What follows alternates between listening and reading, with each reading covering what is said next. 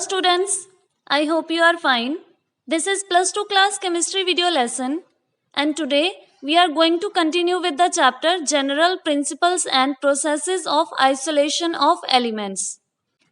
Now we know that the mineral from which the metal can be extracted conveniently and profitably is called an ore. And the process of extracting metals from their ores is called metallurgy. Ores are found in the Earth's crust and are found to contain one or more metal compounds along with certain non-metallic and earthy impurities. The extraction of a metal from its ore involves several physical and chemical processes. In this chapter, we are going to discuss some common steps involved in the extraction of metals. These steps are: number 1, crushing and grinding of the ore; number 2, concentration or benefaction or dressing of the ore; number 3, extraction of the metal from the concentrated ore; number 4, purification of the impure metal. Let us discuss briefly about these steps. First step is crushing and grinding. Most of the ores are found in nature in the form of big lumps. It is difficult to treat the ores in this form, so these lumps are broken into small pieces with the help of crushers or grinders. This process is called crushing. These small pieces are then reduced to fine powder with the help of ball mill or stamp mill. This process is called pulverization. An ore contains a metal associated with unwanted impurities like sand, clay, rocky materials, etc. These unwanted materials are collectively called as gangue or matrix. These impurities are needed to be removed from the ore before the extraction of metal from ore. The process of separating or removing gangue from ore is called concentration of the ore. It is also called dressing or benefaction of ore. Depending upon the nature of ore and impurities, the powdered ore can be concentrated by the methods such as hand picking, hydraulic washing, magnetic separation, froth flotation process, or leaching.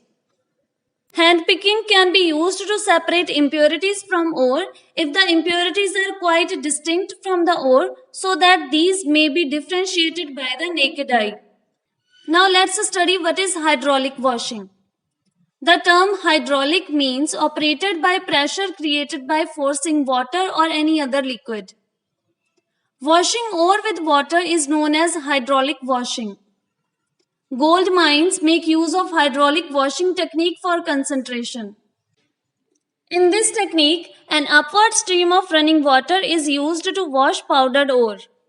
The lighter particles of the gangue are washed away and the heavy ore particles settle down and left behind. This technique separates the gangue from the ore using the difference in their specific gravities. It is therefore also known as gravity separation. The next method is magnetic separation. This method is based on the difference in the magnetic properties of the ore and gangue. Magnetic separation is used when either the ore or the impurities in it are magnetic in nature. For example, separating magnetic ore magnetite from non-metallic siliceous gangue. In this method, powdered ore is placed on a conveyor belt that moves over two rollers, one of which is magnetic roller. As the ore passes over the conveyor belt, the magnetic particles are attracted by the magnetic roller. So, the magnetic particles fall in a container below the roller, while the non-magnetic particles fall in another container that is away from the roller. The next process of concentration of ores is froth flotation process. Froth flotation is widely used for the concentration of sulfide ores. This method is based on the fact that gangue is preferentially wetted by water, while the surface of sulfide ore is preferentially wetted by oil. The fine powdered ore is mixed in water, then collectors and froth stabilizers are added to it. A collector is a substance such as pine oil, a fatty acid, or xanthates, which enhances the non-wettability of ore particles. A froth stabilizer is a substance like cresol and aniline which stabilize the froth. The mixture is rotated with the help of a rotating paddle. This draws air into the mixture and froth is formed. The ore particles, which are preferentially wetted by oil, becomes lighter and therefore rise to the surface along with froth. Whereas the gangue particles, which are preferentially wetted by water, become heavier and hence settle at the bottom.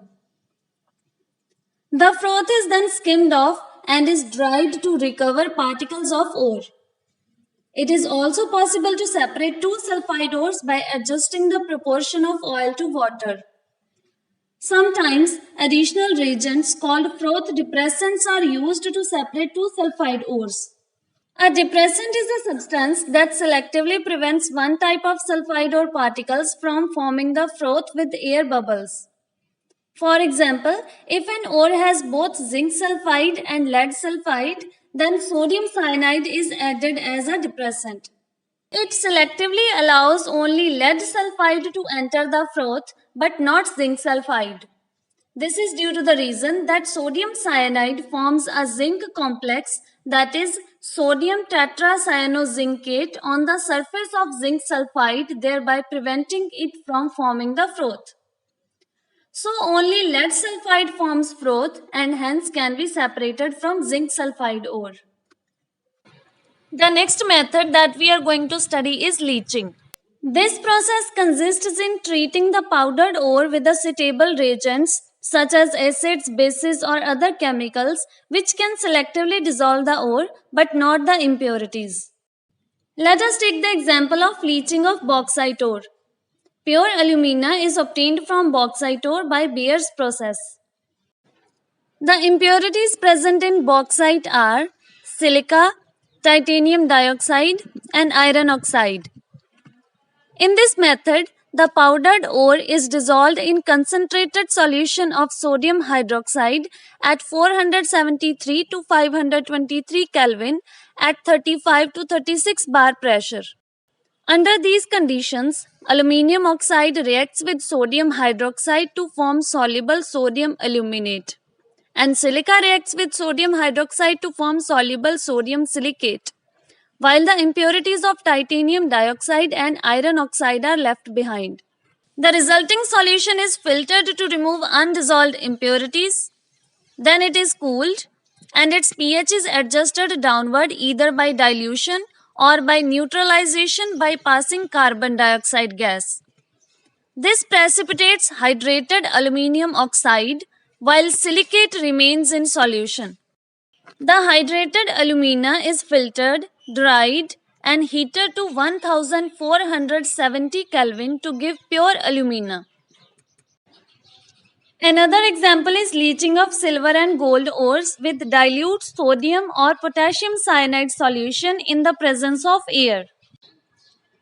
When silver ore is treated with dilute sodium cyanide solution in the presence of air, it results in the formation of a complex sodium argentocyanide. When this complex is treated with zinc, it displaces silver from silver argentocyanide and results in the formation of pure silver.